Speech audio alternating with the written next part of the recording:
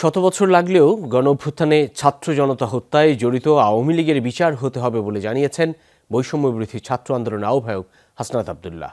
অন্যদিকে প্রধান উপদেষ্টা প্রেস সচিব শফিকুল আলম বলেছেন, ভয় ভীতিহীন দেশ গড়তে কাজ করছে সরকার।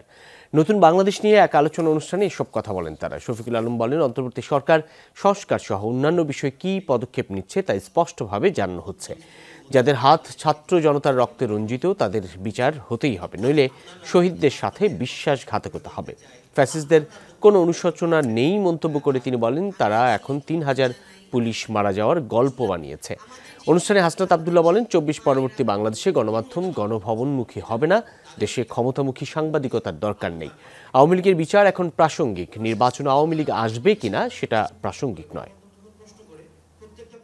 এই গভর্নমেন্টটা একটা বিপ্লবী সরকার হওয়ার কথা ছিল, রেভলিউশনারি স্পিরিট থাকার দরকার ছিল, কিন্তু কোনো না কোনোভাবে এই গভর্নমেন্টের মধ্যে একটা কনস্টিটিউশনাল ব্যুরোক্রেসি এখানে পেনিট্রেট করে দেওয়া হয়েছে। যাদের হাতে রক্ত আছে, যারা এই ফ্যাসিজম এনেবল করেছে, তাদের আগে বিচার হতে হবে। এটা হলে আমরা এই স্পিরিটকে আমরা ধারণ করতে পারবো না।